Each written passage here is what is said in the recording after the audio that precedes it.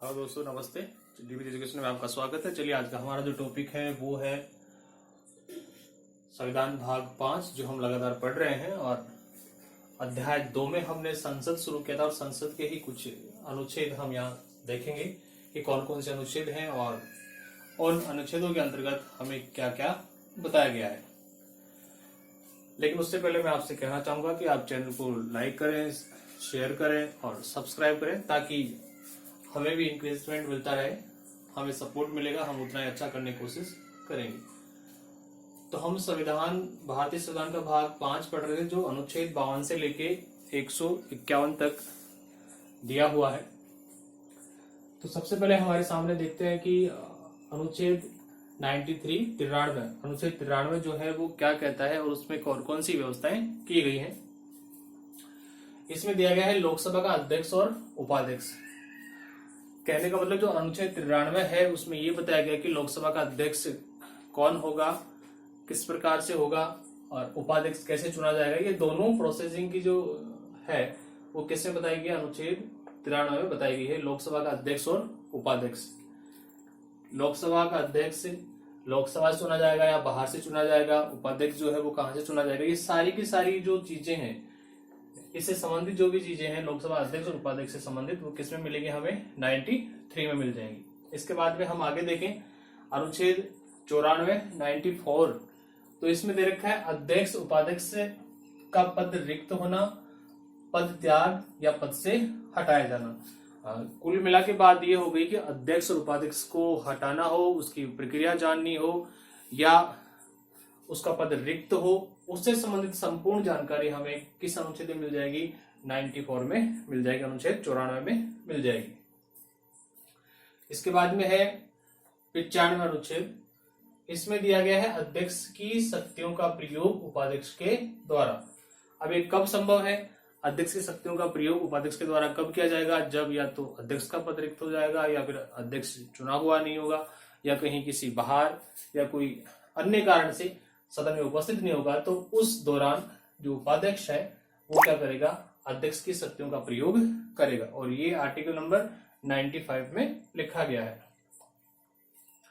फिर है 96 article number 96। इसमें दिया गया है दोनों को पद से हटाने का संकल्प विचाराधीन होने पर उनका पीठासीन नहीं होना। मीन्स ये कह रहा है कि दोनों कौन, अध्यक्ष और उपाध्यक्ष, उनको हटाने का संकल्प चल रहा हो, उस पर विचार किया जा रहा हो, तो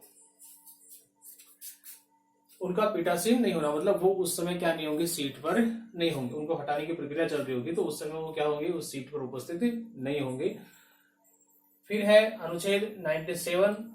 इसमें दे रखा है सभापति अध्यक्ष उपाध्यक्ष के वेतन एवं भत्ते। कहने का मतलब ये हुआ कि जो राज्यसभा है उसके सभापति और उपाध्यक्ष, लोकसभा के अध्यक्ष और उपाध्यक्ष जो हैं, उनको वेतन और भत्ते किस प्रकार दिए जाएंगे, कहां से दिए जाएंगे, कितना उनको वेतन मिलेगा, वो संपूर्ण जानकारी किसमें है, 97 में। और संसद के द्वारा संशोधन के माध्यम से इनका वेतन घटाया और बढ़ाया भी जा सकता है।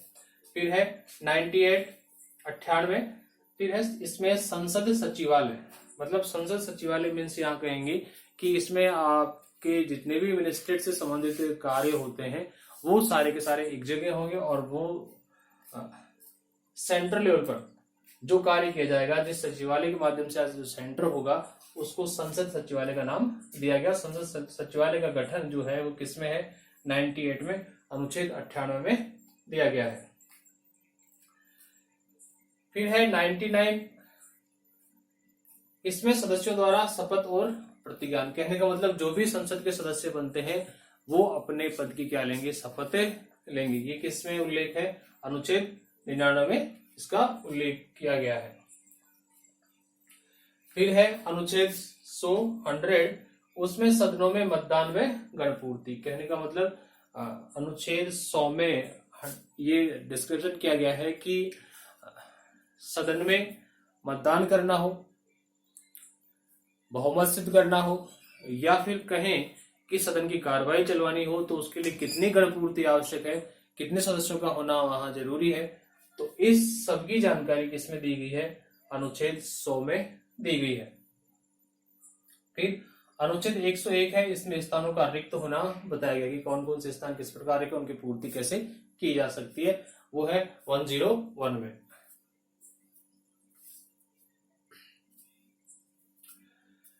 फिर हम आगे चले दोस्तों, तो देखा है 101, अनुच्छेद 101 सदस्यों के लिए निहरताएं।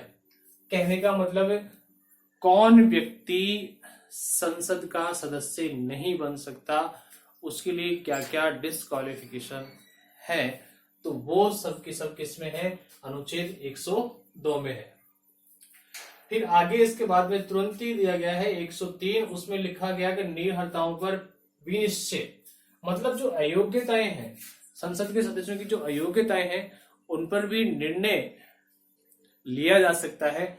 इस निर्णय में क्या हो सकता है, वो संपूर्ण जानकारी किसमें दी गई है, अनुच्छेद 103 में दी गई है। मतलब उन अयोग्य व्यक्तियों को संसद से बाहर रखा जा सकता है या फिर संविधान संशोधन के माध्यम से उनमें कुछ चेंजेस किए जा सकते हैं।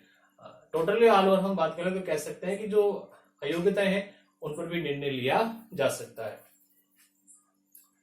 फिर है अनुच्छेद 104, इसमें दे रखा है आहरित और निर्हत होने पर भी मत देने की शक्ति। मतलब कुछ ऐसी दशाएं या कंडीशंस हमारे सामने आ जाती हैं संसद के सामने, जो क्या होता है, व्यक्ति संसद का सदस्य नहीं है फिर भी वह क्या करता है, मत देने की शक्ति उसके पास होती है।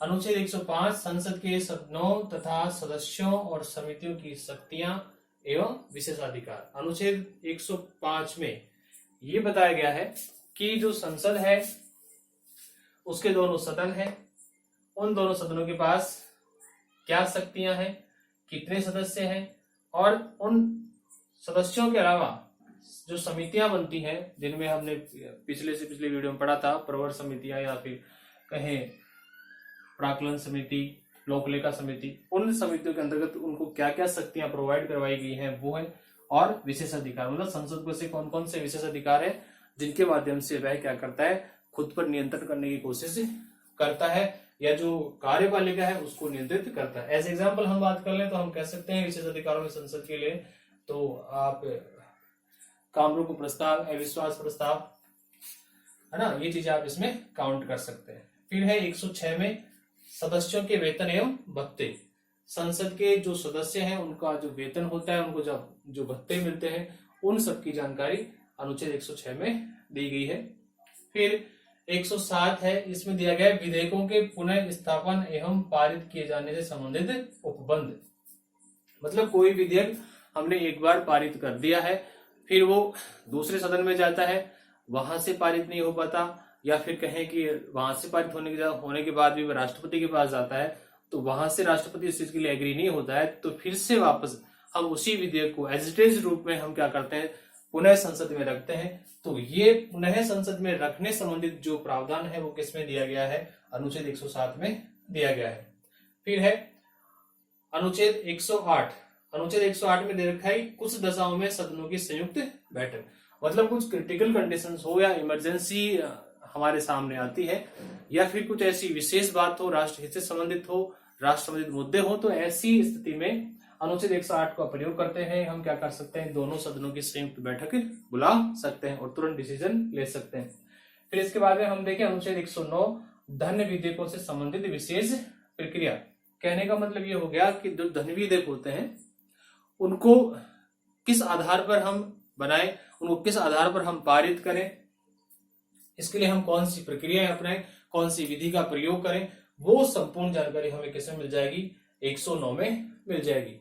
110 है, वो दे रखा है धन विधेयकों की परिभाषा, कि 110 जो बताता है वो बताता है कि धन विधेयक होते क्या है, धन विधेयक किसे कहते हैं या वित्त विधेयक किसे कहते हैं, उसकी परिभाषा, उसको समझाना, उसको परिभाषित करना, ये सारी जानकारी हमें कहाँ मिलेगी, 110 में मिलेगी।